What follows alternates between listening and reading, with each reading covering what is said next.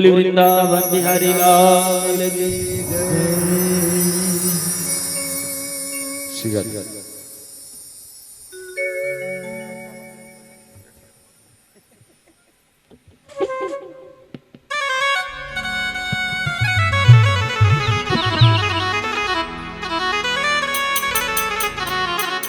बोल कृष्णचंद्र भगवान की जय। श्यामाया रे घन श्यामाया रे, श्यामाया रे घन श्यामाया रे, झूला झूलोरी राधा रानी, झूला ने तेरा श्यामाया रे।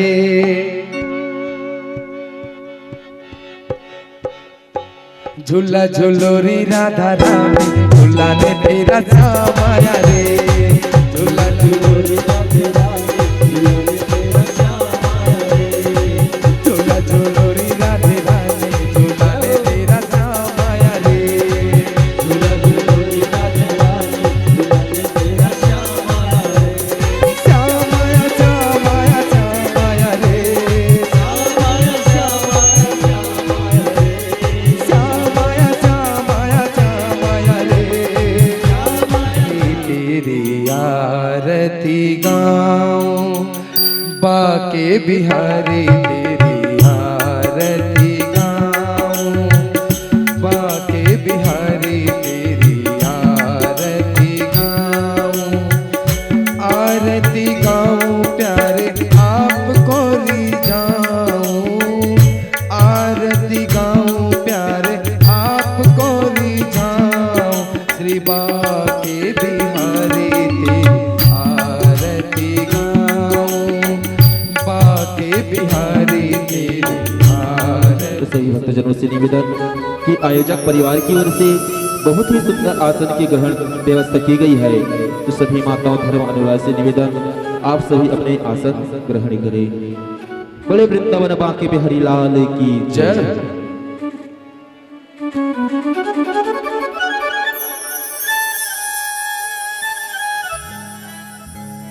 श्री राधे राधे राधे। आवाज बढ़ा के सब मीट करिएगा, ओरिजिनल वॉइस में। सभी भक्तजन तालियों की सेवा देते हुए हमारी परम पूज्य राम गोपाल जी महाराज को सम्मान देंगे।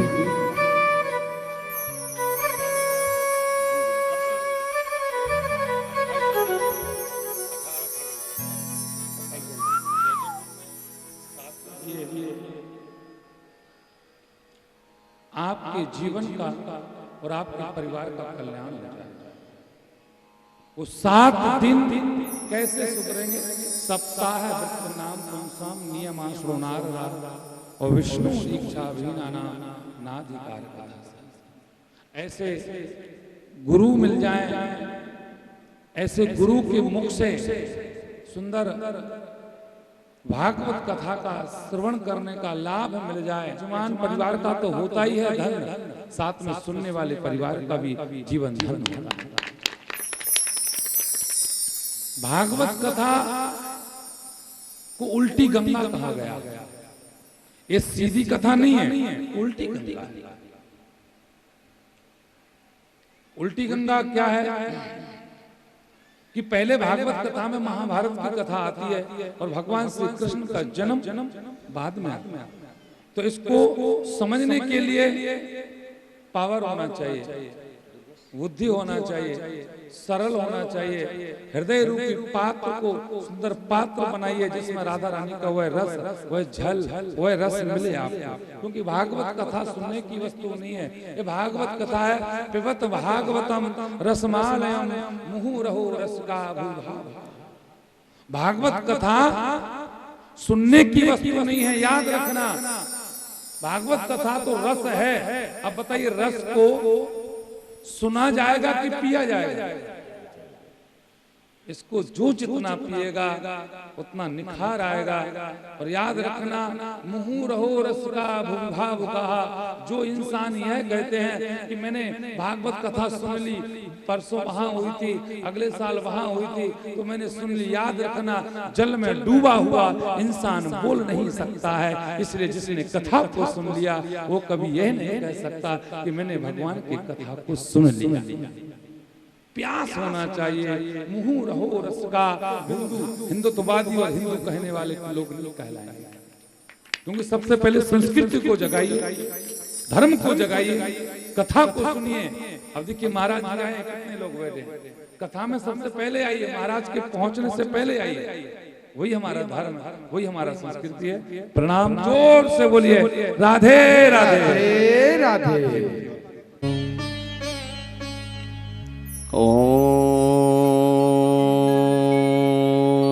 श्रीमन् महाकाल्यै नमः। ओम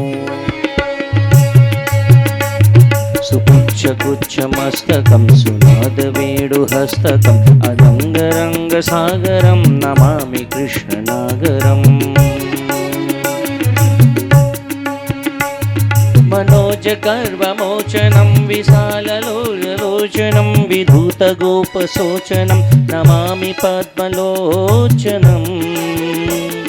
करारविन्दभूधरं स्मितावलोकसुन्दरं महेन्द्रमानदारणं नमामि कृष्णवारणम्।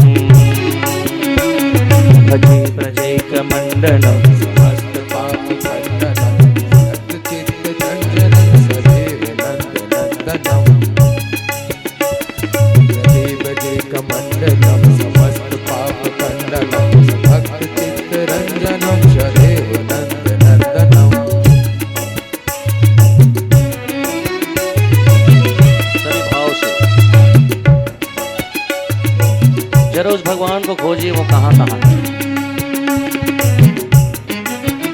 मंदिरों में, स्थान में, धरती में कि आकाश में, वो तो आपके भीतर ही बैठा है। और उसी भगवान को ही हृदय में जागृत करने का नाम भागवत की कथा है। बोलो राधे। चमत्कारी नहीं होता, संतों की वाणी चमत्कारी होनी चाहिए, आशीर्वाद में बल होना चाहिए। इस बात को समझना है। यदि आपने समझ गए तब गोवर्धन की कथा सुननी सफल हो जाएगी। हम किसी के चक्कर में नहीं आएंगे, हम केवल हमारे आराध्य केवल भगवान श्री हरि विष्णु रहे। हमको कोई बहला नहीं सकता। हमारा भाग्य यदि कोई बना सकता है तो वो है केवल भगवान श्री हरि। यदि हमारा बिगड़ा भाग्य कोई सुधार सकता है तो वो है भगवान श्री हरि। कोई मनुष्य नहीं सुधार सकता। नानक दुखिया सब संसारा, असोई सुखिया जाकी नाम आधारा। अजी नाम लेकर के तरे हैं। इस नाम ने ही भवसागर से पार लगाया है। इस नाम ने ही भगवान से मिलाया है।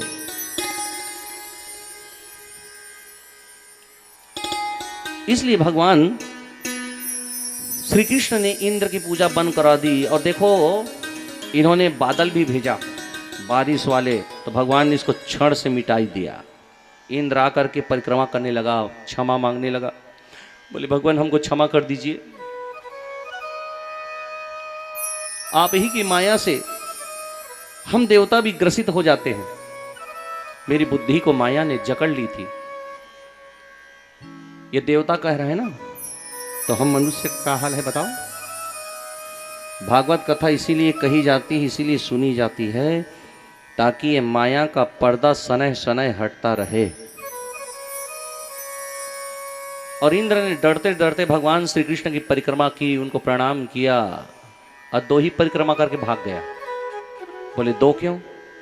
इसलिए जल्दी में था कि कहीं भगवान श्री कृष्ण का कहीं बदल न जाए मन, कहीं मेरे को इंद्र की गद्दी से उतार न दे, कहीं मुझको फिर से चीटी वीटी ना बना दे। इसलिए डर के कारण डरते डरते जल्दी जल्दी परिक्रमा कर रहा है, तो 2 ही परिक्रमा करके चला गया।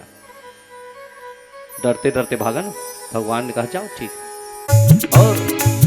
और उन्हीं हाथों से तीसरा मुरली बजाना दिल दीवाना हो गया। सांवरी सूरत पे मोहन दिल दीवाना हो गया। सांवरी सूरत पे मोहन दिल दीवाना हो गया। भगवान का गुणगान करने के लिए मानव का तन मिला है। जिन हरि कथा सुन ही नहीं काना, श्रवण रंध्र अहि भवन समाना। सही बड़े भाव से कहेंगे बोलो राधे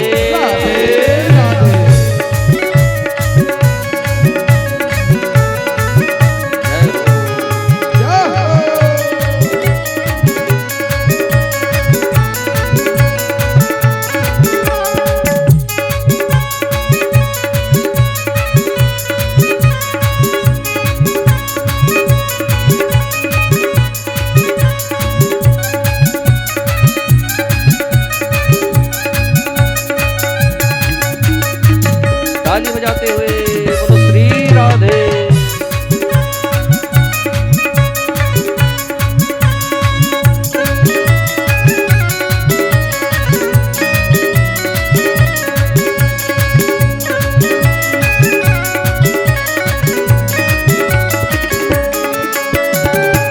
एक तो तेरे नैन तिरछे, दूसरा काजल लगा। तो तेरे नैन तिरछे, दूसरा काजल लगा। भगवान के नैन कैसे हैं? बोले तिरछे का रहे। भगवान कभी सीधे दिखे नहीं। जब भी उनका फोटो देखो तिरछे खड़े रहते हैं। झूला झूलते राधा रानी के साथ तब भी तिरछा, बांसुरी बजाते तब भी तिरछा।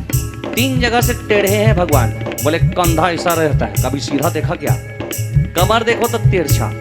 अब पैर भी जब खड़े होते हैं तो लोग ऐसे सीधा दोनों पैरों में खड़ा होते हैं, तो कन्हैया एक पैर को दूसरे पैर में से साट के खड़ा होता है। जब भी देखो ये तिरछा ही फोटो आता है। और देखो ये तिरछे भगवान है, तो भक्तों ने इनके नेत्र को भी कमल के समान तो कहा, लेकिन तिरछा कमल।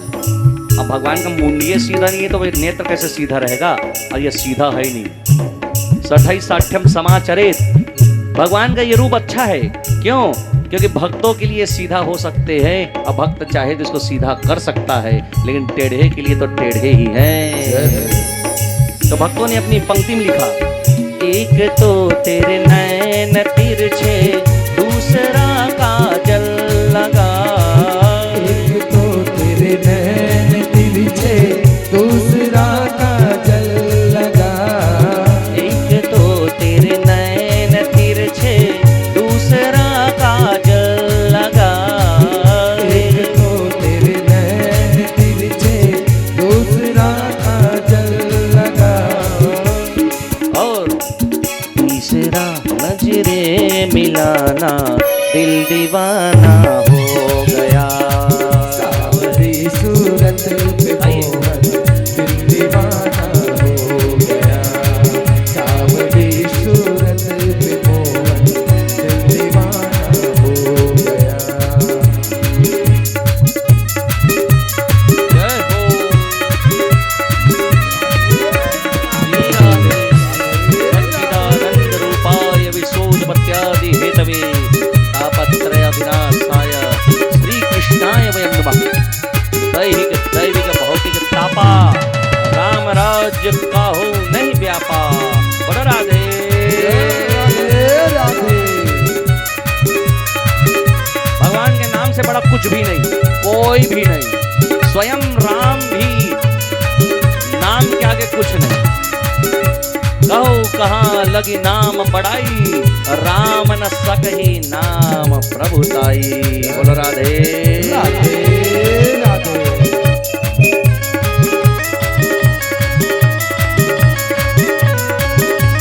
जय हो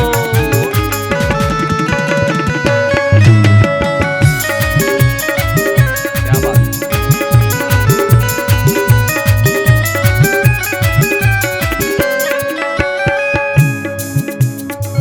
एक तो तेरे होठ पतले, दूसरा लाली लगी।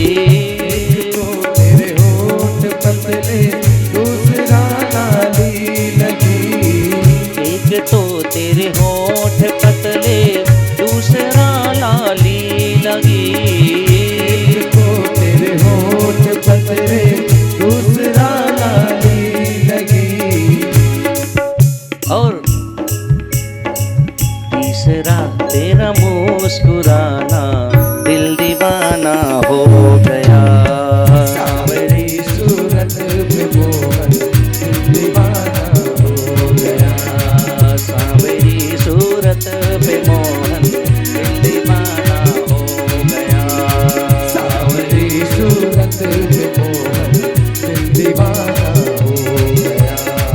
दिल दीवाना हो गया मेरा, दिल दीवाना हो गया। दिल दीवाना हो गया मेरा, दिल दीवाना हो गया। दिल दीवाना हो गया मेरा, दिल दीवाना हो गया। दिल दीवाना हो गया मेरा, दिल दीवाना हो गया सावरी सूरत पे मोहन, दिल दीवाना हो गया। सावरी सूरत पे मोहन, दिल दीवाना हो गया। सावरी सूरत पे मोहन, दिल दीवाना हो गया। दिल दीवाना हो गया, दिल दीवाना हो गया, दिल दीवाना हो गया।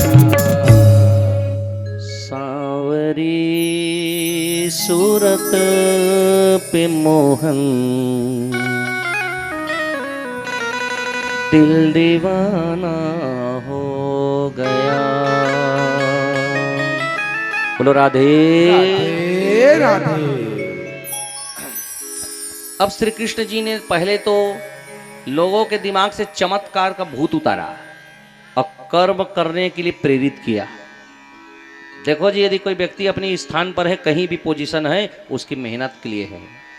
विरासत में मिली हुई चीजें अवश्य टिकेंगी नहीं, परंतु मेहनत की प्राप्त की हुई वो सदैव जीवन पर्यंत काम आती है, इसलिए मेहनत जरूरी है।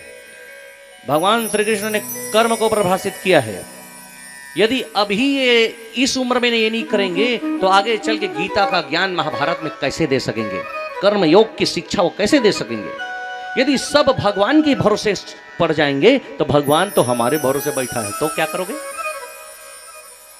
भगवान ने क्या कहा, बिनु पग चलई असुनई बिनु काना, अकर बिनु कर्म करहि विधि नाना। क्योंकि आपके हाथ भी भगवान के हाथ है, इसलिए कर्म करो। हो सकता है भगवान आपके इन्हीं हाथों से कोई कार्य कराना चाहे, पर उसका श्रेय आप मत लीजिए। सब श्रेय भगवान को अर्पित करते जाइए। कृष्ण अर्पणमस्तु, कृष्ण अर्पणमस्तु। कुछ नहीं चाहिए, करने वाला तो भगवान ही है। हमको धरती पर जन्म देने वाला भी भगवान ही है, हमको जीवन में सब कुछ प्रदान करने वाला भी भगवान ही है, तो फिर और क्या चाहिए। हम तो इतने में ही प्रसन्न है कि भगवान का नाम सुन रहे हैं। हम तो इतने में ही प्रसन्न है कि भगवान ने अपना कार्य, धर्म स्थापना का, श्रोता का, यजमान का, कथावाचक का कार्य हमको दिया। और का चाहिए जीवन में कि भगवान का भागवत, भगवान का सानिध्य हम सबको मिल रहा है। इससे बड़ी जीवन में खुशी की और क्या बात हो सकती है। जो पूर्व जन्म की संत हैं, हेमंते प्रथमे मासी नंद ब्रज कुमारिका, चेहुर्हवस्यं भुंजानाम कात्या अर्चनम व्रतम। यमुना के तट पर इन सब ने माता कात्यायनी की प्रतिमा का स्थापन किया, और ये प्रतिदिन प्रातःकालीन बेला में सब के सब हजारों की संख्या में जाते। हाँ, स्नान करने कहाँ जाएंगे, तो नदी में ही जाते सब। तो नदी में जाते स्नान करने, तो स्नान करने के बाद यही गोपिकाओं के द्वारा माता कात्यायनी की पूजा करते। तो पूजा में क्या वर मांगते। अच्छा, ये जो मंत्र है ना, ये बड़ा ही अमोघ मंत्र है। जब शंकराचार्य पीठ के वृंदावन में, जहाँ हमारा आश्रम है हम लोग का, जहाँ से 6 महीना जहाँ मैंने शिक्षा दीक्षा प्राप्त की, यदुनंदन चैतन्य जी महाराज आदि शंकराचार्य ग्रुप के सब थे। तो जब मैंने नौकरी छोड़ी तब मैं वहाँ सीधा गया वृंदावन में। तब इनसे भेंट हुई थी। तो प्रारंभ में ना 1 महीना तो केवल इसी मंत्र को जाप करवाते थे। बोले जाओ यमुना में। 4 बजे उठते थे हम लोग कड़ाके की ठंड में, और कमर तक पानी में खड़ा होकर के इसी मंत्र को हम लोग जाप करते थे। गुरु जी हमको बताते थे कि बेटा, जब तक इस मंत्र को तुम नहीं याद रखोगे तब तक सिद्धि प्राप्त नहीं होगी। और वो सिद्धि तो खैर मिली तो नहीं हमको अभी तक, लेकिन ये मंत्र तो याद हो गया। अब ये मंत्र कौन सा है और इससे क्या लाभ होता है?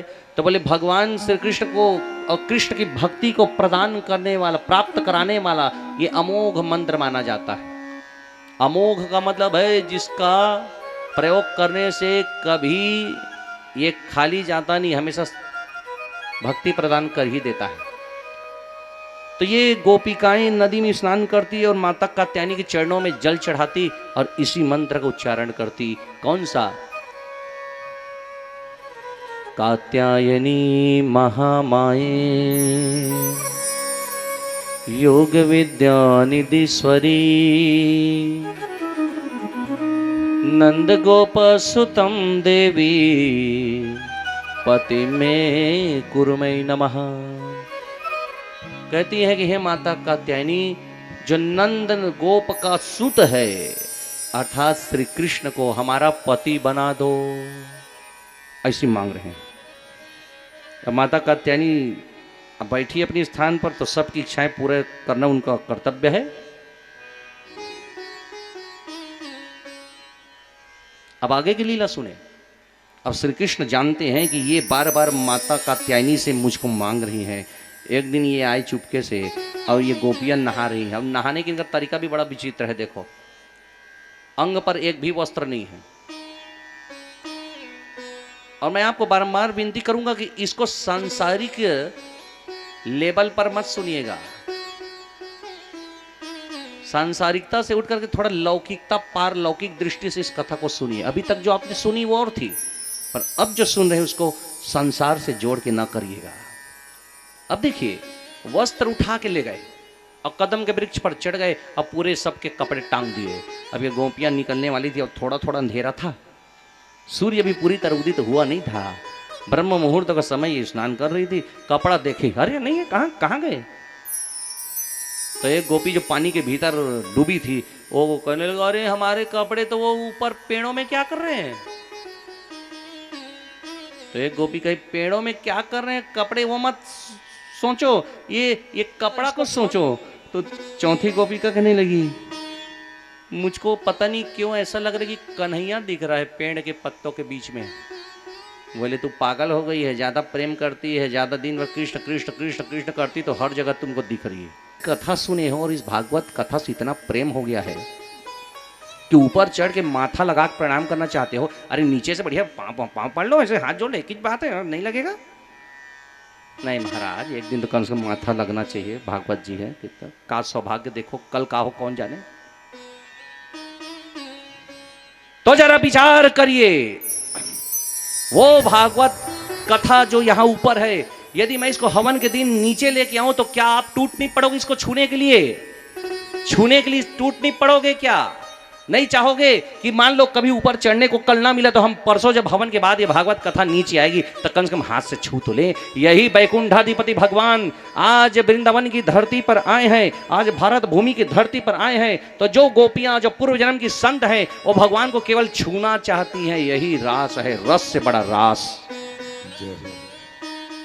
केवल भगवान को छूना चाहती, जिस प्रकार आप इसको छूना चाहते हैं, केवल स्पर्श है और कुछ नहीं। जो बॉलीवुड वालों ने आपके दिमाग में भरा है वो रासलीला नहीं है।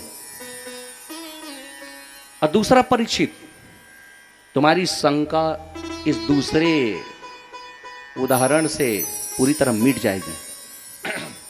ध्यान से सुनो। जिस समय भगवान ने ये रासलीला की, बताओ भगवान कृष्ण की उम्र कितनी थी?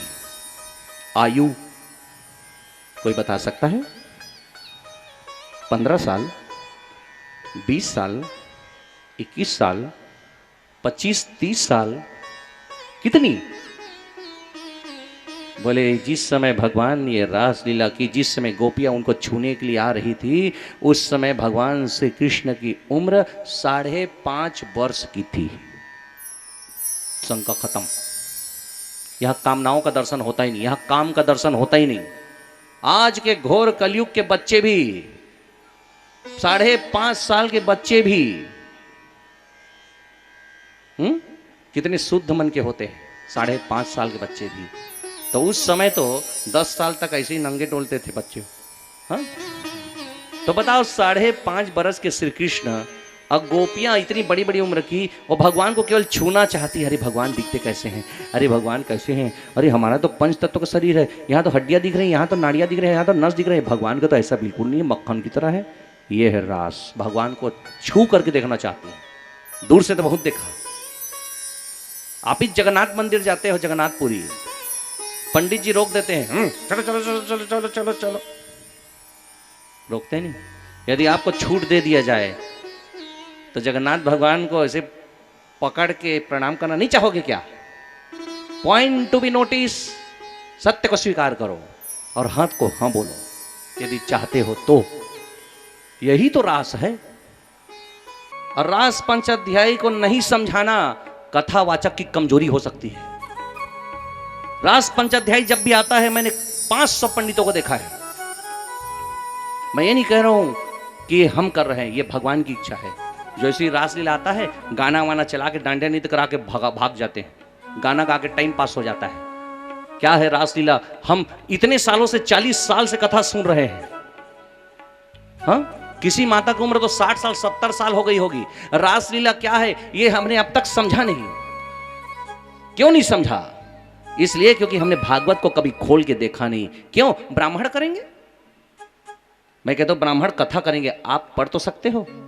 राम कथा ब्राह्मण करेंगे, ठीक है, कथावाचक करेंगे, हमारी जिम्मेदारी है। पर रामचरितमानस को आपको उठा के देखने को मना किसने किया है? अपने धर्म शास्त्रों को पढ़ने के लिए मना किसने किया है? गीता प्रेस गोरखपुर की किताबें लाओ, खुद पढ़ो, देखो। हमने खुद मेहनत किया नहीं, सामने वाला जो कहा उसको मान लिया। यहां पर पॉइंट चूक होती है। और अब तक तो हमने ये समझा कि रासलीला का मतलब भगवान श्री कृष्ण पर नारियों का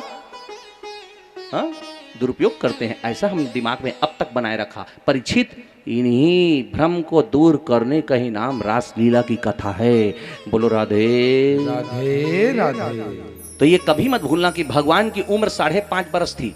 और यदि कोई दुष्ट या कोई मूर्ख ये कहे कि तुम्हारा कृष्ण तो रासलीला करता है, तो उस गधे को ये समझा देना कि अरे गधे, ये भगवान की उम्र 5.5 बरस की है। कह तो सकते हो, नहीं तो कोई और बॉलीवुड वाला आएगा, वो भी गाना बना देगा, हम वो करे तो रासलीला है और हम करे तो कैरेक्टर ढीला है। एक तो गाना चला था अभी, बोली का है ऐसा, इसलिए क्योंकि कमजोरी हम हिंदुओं में है। हमको अपनी धर्म का पता नहीं है। केवल गाना गा के टाइम पास करने को भागवत कथा नहीं कहते हैं। यदि गाना ही गाना है तो 3 घंटे की कथा में 2 घंटा गाना ही गाना गा देंगे तो कथा कब करेंगे? यहां कथा करने बैठे, कथावाचक हैं कि हम लोग ऑर्केस्ट्रा गायक हैं? थोड़ा कठोर हो रहे हैं ना मेरी बातें, लेकिन अब 2 दिन बचे तो मैं क्या करूं?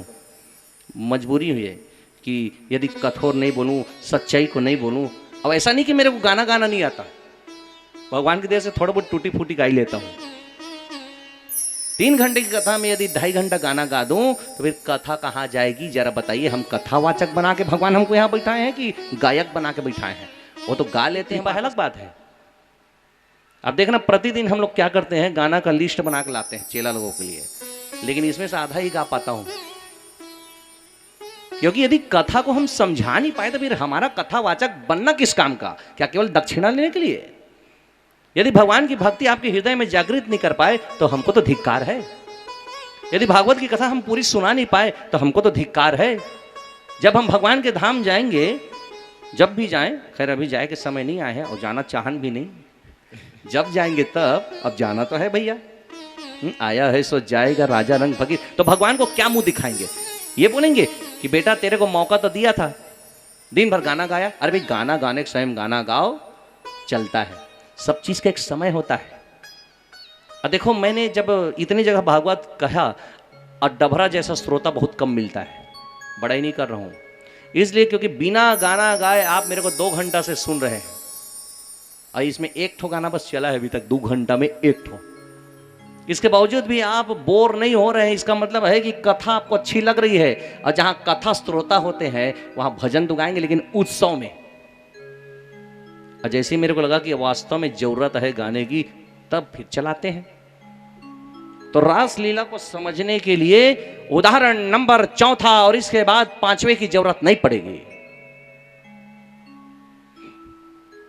लोग कहते हैं कि भगवान रासलीला की हम भी कर सकते हैं, तब तो बोले नहीं कर सकते। बोले कैसे? हजारों गोपियों के बीच में हजारों भगवान प्रकट हो गए। अमित रूप प्रकटे ते ही काला, भगवान राम अमित रूप में प्रकटे थे ना, कृष्ण जी अनंत रूप में प्रकटे, जितनी गोपियां उतने कृष्ण। और दूसरी बात, उदाहरण नंबर 4 में ध्यान देना कि यदि मेरे पास एक कटोरी गंगा जल है, एक कटोरी गंगा जल, हमने कहा माता इस एक कटोरी गंगा जल को आप रखिए, परसों हवन होगा, आप मेरे को दीजिएगा माता। आपने रख लिया, और वो गंगा जल को रात्रि में एक बिल्ली आई, अब बिल्ली उस गंगा जल को पी रही है और आपने देख लिया। दौड़े दौड़े आए, बोले महाराज गड़बड़ हो गई। बोले क्या हुआ? आप कसडोल से जो कटोरी में गंगा जल लाए थे, वो गंगा जल को बिल्ली पी गई, अब क्या करें? तो हम कहेंगे कि उसको ठंडा कर दो, क्योंकि बिल्ली पता नहीं चूहा खाई है, छिपकली खाई है, सांप को खाई है, और वो जूठा कर दी, तो उसमें भगवान को स्नान तो करा सकते नहीं, उससे सहस्रधारा कर सकते नहीं, उसको भागवत जी पर छिड़क सकते नहीं, उसको पीने को दे सकते नहीं। लेकिन वही बिल्ली यदि मर जाए तो बिल्ली की पूरी पूरी लाश को उठा के गंगा नदी में डाल दो, गंगा नदी अपवित्र नहीं होती, कटोरी का गंगा जल अपवित्र हो जाता है। ऐसा इसलिए क्योंकि भगवान श्री कृष्ण करेंगे तो ये दोष नहीं है, क्योंकि वो पूरी गंगा नदी है और हम अंश मात्र हैं। ईश्वर अंश, जीव अविनाशी, चेतन अमल सहज सुख राशि। 7 दिन का बालक पूतना को मारा, क्या कोई कर सकता है? 10 दिन के भगवान तृणावर्त को मारता है, क्या कोई कर सकता है? 12 दिन के भगवान सकटासुर को मारता है, क्या कोई कर सकता है? प्रलंबासुर को मारा, दावाग्नि को पी गया, क्या कोई कर सकता है? 5 वर्ष के भगवान गिरिराज पर्वत को अपनी कनिष्ठ उंगली पर उठा देते हैं, क्या कोई उठा सकता है? तो जब नहीं उठा सकते तो भगवान से तुलना मनुष्य की क्यों करते हैं? और तुलसी बाबा ने यहां कहा कि समर्थ कौन नहीं दोष गोसाई, और रवि पावक सुर सरी की नाई। सुर सरी मैंने गंगा जी। सामर्थ्यवान वही है जिसमें कोई दोष होता नहीं। हम लोग इस चौपाई का मतलब भी कलयुग के मानव लोग उल्टा समझते हैं। समर्थ को नहीं दोष गोसाई महाराज, जो पैसा वाला है, जो पावरफुल है, वो सामर्थ्यवान है, उसको कोई दोष लगता ही नहीं, वो गलत करेगा तब भी सही है। इसका मतलब ये नहीं है। समर्थ को नहीं दोष गोसाई का मतलब ये नहीं है कि जो पावरफुल है वो कुछ भी करे तो चलेगा, नहीं। सामर्थ्यवान शास्त्र उसी को कहता है जिसमें कोई दोष होता नहीं, जो निर्दोष होता है वही सामर्थ्यवान होता है। दोषी व्यक्ति सामर्थ्यवान नहीं होता, दोषी व्यक्ति कमजोर होता है। इसलिए बच्चों की तरह जीवन जिए, भोलापन में जिया चाहे, भगवान की भक्ति को हृदय में धारण करके जिया जाए, तभी जिंदगी सरल हो सकती है। और फिर भगवान ने रासलीला की समस्त गोपियों को स्पर्श कराया और रासलीला प्रारंभ होती है।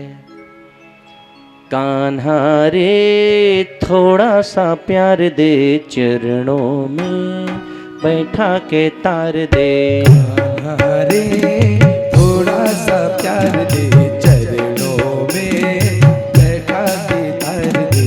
ओ गोरी घूंघट उघार दे, प्रेम की भीछा झोली में डाल दे। गोरी घूंघट उघार दे, प्रेम की भीछा झोली में डाल दे। ओ गोरी घूंघट उघार दे, प्रेम की भीछा झोली में डाल दे। गोरी घूंघट उघार दे, प्रेम की भीछा झोली में डाल दे। जय हो। राधा रानी भी आ गई है उसी रासलीला स्थली में। राधा रानी कौन है? बोले भगवान श्री कृष्ण की ही भक्ति मूर्त रूप में प्रकट हुई है। भक्ति की अधिष्ठात्री देवी ही राधा रानी है। सभी हाथ उठा के बड़े भाव से कहेंगे बोलो राधे राधे राधे।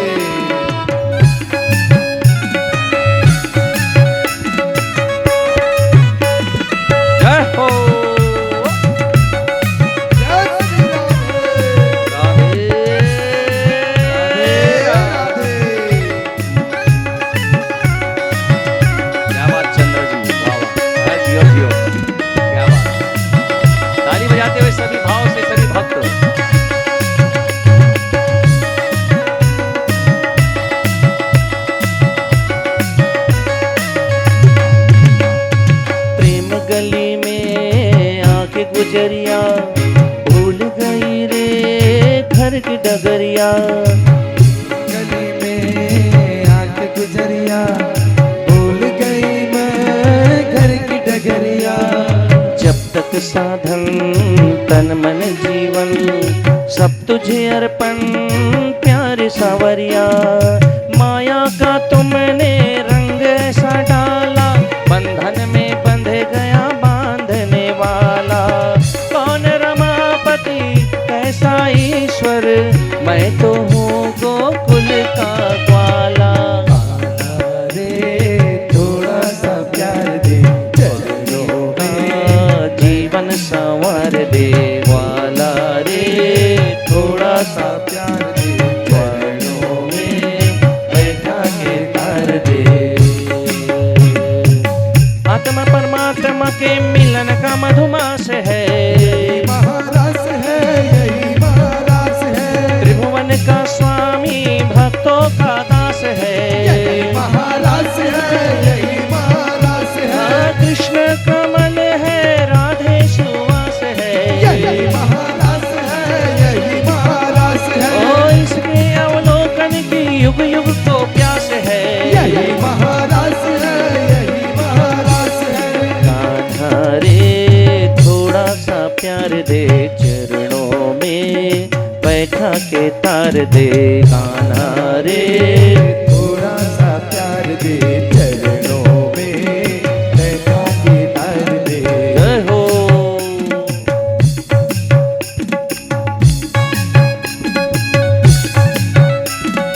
राज बिहारी सरकार, राधा रानी जी भक्ति का अधिष्ठात्री देवी विराजी है, सभी गोपिकाओं की नायिका बनके। सभी भक्त तालियों से स्वागत करते हुए राधा रानी का। बोलो रास बिहारी सरकार की जय हो।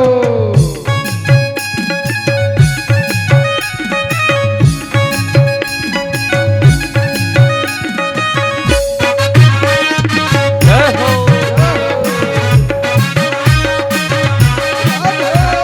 श्री राधे।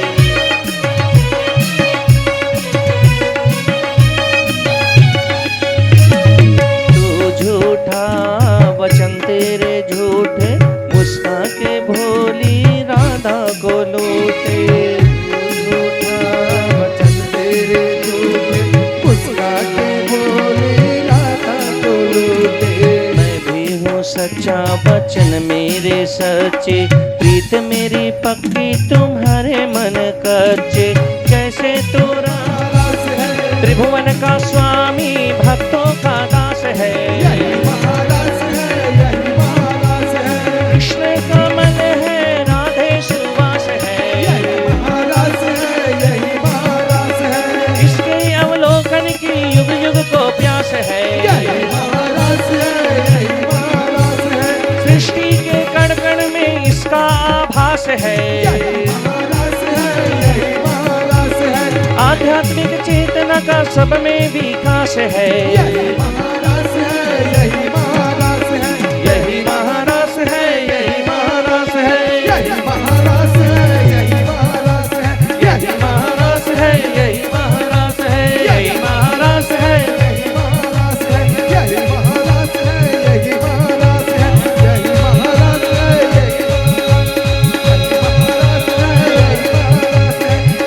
यही महारास है, यही महारास है यही महारास है,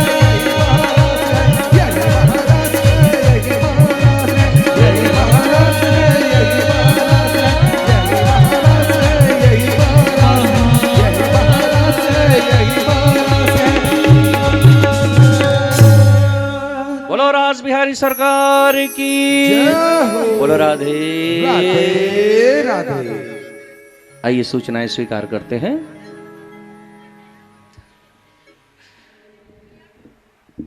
कल श्री कृष्ण जी के बाल लीला की पावन कथा अपनी अमृतमयी रसमयी वाणी से श्रवण कराकर, भावपूर्ण श्रवण कराकर हम सबको कृतार्थ किया था।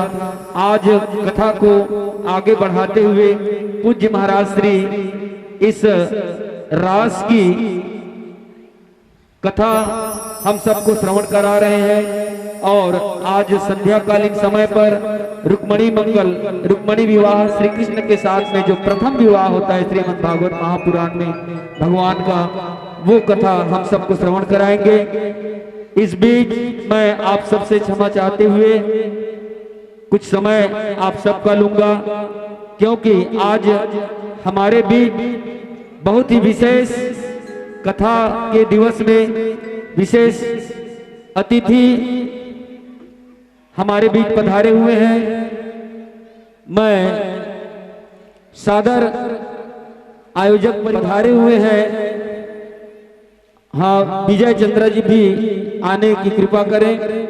हमारे विशेष अतिथि के रूप में जयपुर विधानसभा क्षेत्र के 2 बार के विधायक और बहुत ही जनप्रिय, लोकप्रिय, विनम्र, परम आदरणीय, परम सम्माननीय श्री केशव चंद्र जी, आपका हम हार्दिक अभिनंदन और स्वागत करते हैं। कृपया आप सादर मंच पर आने की कृपा करें। पूज्य महाराज श्री का आप स्वागत कर उनका आशीर्वाद प्राप्त करें। और मैं चंद्र परिवार के हमारे अशोक चंद्र जी, विजय चंद्र जी, करण चंद्र जी और रामरतन चंद्र जी, आप लोगों से अनुरोध करूंगा कि आप सभी हमारे परम आदरणीय, परम सम्माननीय, लोकप्रिय विधायक श्री केशव चंद्र जी का आप सभी सम्मान करने का कष्ट करेंगे। एक बार जोरदार विधायक महोदय के लिए हम चाहेंगे कि हमारे सभी श्रोता भाई बहन ताली बजाकर आप सभी स्वागत करने की कृपा करें।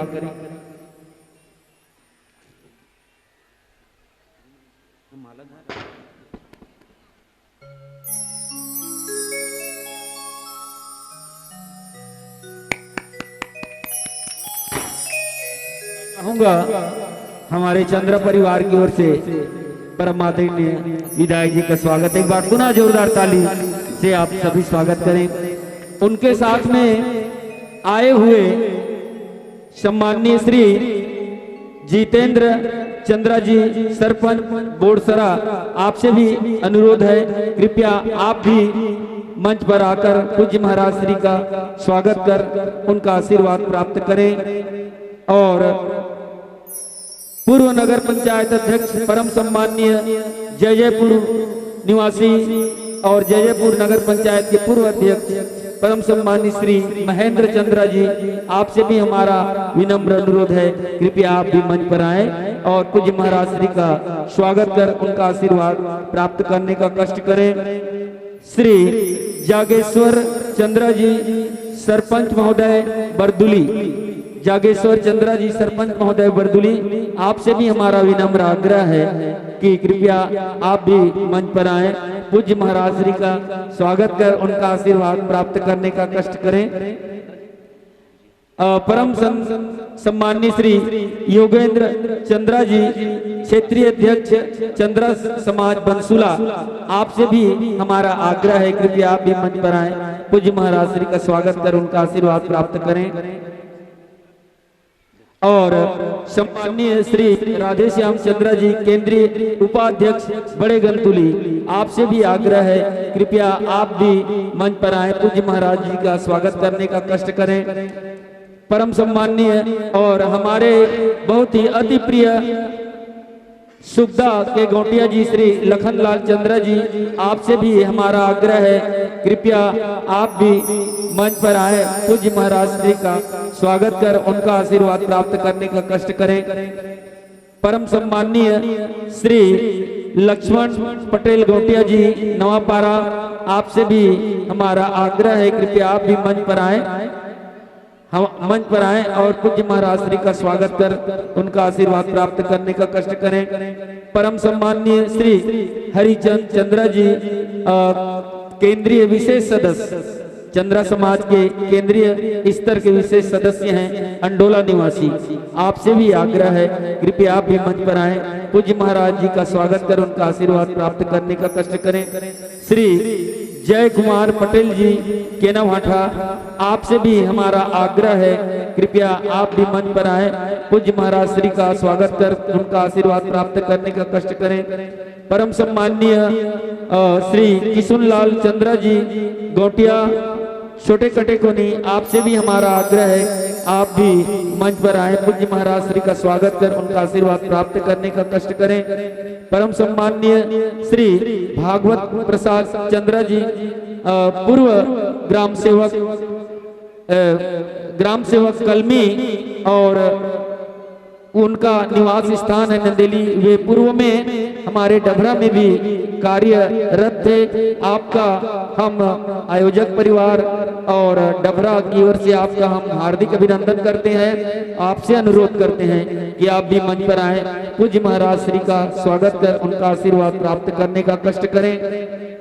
और हमारे डभरा के विजय हार्डवेयर के संचालक श्री गौटिया जी, श्री विजय चंद्रा जी से हमारा अभिनम्र निवेदन है कि आप भी मंच पर आए और पूज्य महाराज श्री का स्वागत कर उनका आशीर्वाद प्राप्त करने का कष्ट करें। आज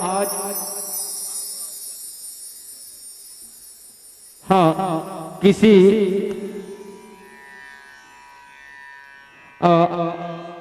स्विफ्ट गाड़ी है 8721, वो रोड के ऊपर में रास्ते को ब्रेक कर रही है, तो ठीक जगह पर उसे स्थानांतरित करने की कृपा करें जिनकी भी गाड़ी हो। 8721 स्विफ्ट गाड़ी, थोड़ा सा आप देख लें। और मैं पूज्य महाराज जी को प्रणाम करते हुए उनसे 5 मिनट का समय और चाहूंगा, क्योंकि हमारे जयपुर विधानसभा क्षेत्र के बहुत ही लोकप्रिय जनप्रिय विधायक हमारे बीच में मौजूद हैं। हम चाहेंगे कि वे इस मंच के माध्यम से आयोजक परिवार को और हमारे नगर पंचायत के सभी श्रोता पुराण की जय, परम पूज्य व्यास आचार्य महाराज की जय। आज नगर पंचायत डभरा के परम आदरणीय चंद्रा परिवार में आयोजित श्रीमद् भागवत ज्ञान यज्ञ महापुराण के परम पूज्य व्यास महासीन पूज्य महाराज श्री सुनील तिवारी जी, सम्मानीय आयोजक मन, हमारे चंद्रा समाज के मुखिया आदरणीय श्री राम रतन चंद्रा जी, आज ठाकुर जी के कृपा ला प्राप्त करे बर आए हुए नारी शक्ति के रूप में और महतारी मन, बहिनी मन, सब सियान मन, नौजवान भाई मन, प्यारे प्यारे बच्चा मन, आप सब जन ला राधे राधे राधे। सबले पहले धन्यवाद है परिवार ला, क्या आप अपन आयोजन में माहौल बुला करके आशीर्वाद प्राप्त करे के अवसर दिया, ते कल आप सब मन के मैं हृदय से धन्यवाद आभार व्यक्त करता हूं। व्यास आचार्य जी महाराज कर भी आशीर्वाद प्राप्त हुई से निश्चित रूप से यह मोर जीवन के लिए एक अविस्मरणीय पल है। मैं कर लिए भी आयोजक परिवार ला धन्यवाद देता हूँ और साथ ही साथ कहना चाहा था, व्यासपीठ से कहे गई बात ये केवल कथा नहीं हुआ, बल्कि वो ज्ञानवर्धक बात और सकारात्मक पहलू, वो प्रेरणादायक क्षण, वो अवसर अगर ओला हम अपन जीवन में आत्मसात कर ली तो हमारे कलयुग के जो जीवन है वो नया जीवन भी प्राप्त हो सका था। कल समापन के अवसर है, एक दिन यही व्यासपीठ ले त्रेता युग के भी कथा, कुछ भगवान राम के भी कथा के श्रवण आप मन कराएगी सो ही, बाकी दिन तो जो है भगवान श्री कृष्ण के द्वापर युग के भगवान श्री कृष्ण के कथा के श्रवण आप सब मन करे हुई है। अगर भगवान राम ला हम देखी तो भगवान राम के पूरा जीवन संघर्ष में व्यतीत होए, हर क्षण हर पग संघर्ष अनेक परेशानी अनेक कठिनाई के सामना भगवान श्री कृष्ण करे हैं, लेकिन भगवान श्री राम कहीं भी अपन विनम्रता ल नहीं त्यागी। भगवान राम कहीं भी अपन संयम ल नहीं खोई और कहीं भी भगवान राम अपन मर्यादा ल लांघे के काम नहीं करी। उसने द्वापर युग में भगवान श्री कृष्ण के जन्म ले ही आप देख लो, हम सब जे जगह अच्छा नजर से नहीं देखन वो जगह में भगवान श्री कृष्ण के जन्म हुई। बाल्यावस्था से तमाम केवल ओकर जीवन और हक पग में नहीं बल्कि ओकर जान में भी हर पग खतरा रही। ऐसे विषम परिस्थिति के भी सामना भगवान श्री कृष्ण मुस्कुराते हुए करी, और जब मुस्कुराते हुए तमाम कठिनाई के सामना करी तो सफलता मिली। आज अगर हम भगवान राम ल भगवान श्री कृष्ण आराध्य देव के रूप में माना था तो निश्चित रूप से होकर जीवन के संघर्ष भी एक कारण है। सम्मानित विद्वान जन हो, मैं बात लेकर बर कहना चाहा था, ये जो हमारे जीवन है एकरो भी दो पहलू है, एक सुख और एक दुख। अगर हम सुख महन तब और दुख महन तब, हमला ये बात ला आत्मसात करना चाहिए, शिक्षा लेना चाहिए कि दोनों क्षण में अगर हम विनम्रता के साथ हंसते हुए संयमित रह करके मर्यादा में रह करके अपने जीवन के कठिनाई के सामना करी तो निश्चित रूप से हमारे जीवन सुख में व्यतीत हो ही। अब भागवत गीता यही चीज हमला जो है सिखाते, अपन घर परिवार ला संस्कारवान बनाना हमला सिखाते, और यही संस्कार है जीवन के पूंजी जो है सब कुछ हमला देते। मैं पुनः एक बार आप सब हृदय से धन्यवाद करते हुए परम पूज्य व्यास आचार्य जी महाराज का भी क्षमा चाहा था। हालांकि भागवत के मंच में ज़्यादा बोलना उचित न है। महाराज हमन दो सांस्कारिक राजनैतिक पारिवारिक जीवन जीने वाला व्यक्ति हैं, ज़्यादा नियम धर्म कर्म ला नहीं जाना, लेकिन असने कुछ क्षण अवसर है जहां जा करके आप जैसे विद्वान बनकर व्यासपीठ से कुछ ऐसे जीवन के क्षण अवसर वो ज्ञानवर्धक बात मिलते जेला सीख के रूप में लेकर के प्रयास करथान कि आप मन के दिए गए सीख ल मानव हित समाज हित और क्षेत्र के हित में कैसे बेहतर उपयोग कर सकी। फिर भी कोई गलती कोई क्षमा हो, कोई गलती हो ही कोई भूल हो ही तेकर लिए क्षमा याचना करते हुए भगवान ठाकुर देव महाराज के साथ ही साथ परम पूज्य व्यास आचार्य जी महाराज का आशीर्वाद चाहता है कि आप सबके मनोकामना पूरा करें। भगवान ठाकुर देव महाराज की कृपा आप सब मन के ऊपर बने रहे, आपके पूरा जीवन मुस्कुराते हुए सुखमय और शांतिमय जीवन व्यतीत होए, ऐसे प्रार्थना करते हुए राधे राधे राधे। धन्यवाद विधायक महोदय श्री केशव चंद्रा जी, आपने श्रीमद् भागवत महापुराण कथा में आकर के अपना समय इस चंद्रा परिवार के लिए निकालकर भगवत कथा आप श्रवण कर रहे हैं और आपके साथी भी आपके साथ बैठे हुए हैं। आप सभी का और हार्दिक अभिनंदन और पुनः स्वागत करते हुए मैं निवेदन करूंगा श्री रमेश चंद्रा जी गोटिया जो कि हमारे बीच में कटारी से पधारे हुए हैं, वे सब परिवार आए मंच पर पूज्य महाराज श्री का और चोरभट्टी से हमारे बीच में आज कथा श्रवण हेतु चंद्रा परिवार के आमंत्रण को स्वीकार करके पधारे हुए परम सम्माननीय श्री जोगी चंद्रा जी जो कि सरपंच हैं, आपसे हमारा विनम्र आग्रह है कृपया आप भी मंच पर आएं और पूज्य महाराज जी का स्वागत कर उनका अभिनंदन करें। आप सब परिवार मंच पर आने की कृपा करेंगे। एक बार मैं पुनः चाहूंगा कि हमारे जितने भी अतिथि और श्रोता भाई बहन आप सभी बैठे हैं, मैं आप सभी का पुनः चंद्रा परिवार की ओर से हार्दिक अभिनंदन और वंदन करते हुए यही निवेदन करूंगा कि आज आप सभी नित्य की भांति पूज्य महाराज श्री का कथा श्रवण करते हुए संध्याकालीन हम लोग यहाँ पर रुक्मणी मंगल का जो पावन उत्सव होगा उसमें हम सभी बड़े उत्साह से उस उत्सव को मंगल उत्सव के रूप में यहाँ पर मनाएंगे और आप सभी भगवान की इस पावन कथा को श्रवण कर, जैसा कि हमारे विधायक महोदय ने कहा कि कुछ न कुछ जीवन में ग्रहण करें, जीवन में अपनाएं, ताकि हमारा भविष्य सुधरे। और इसी कथन के साथ एक बार बोले राधा कृष्ण भगवान की।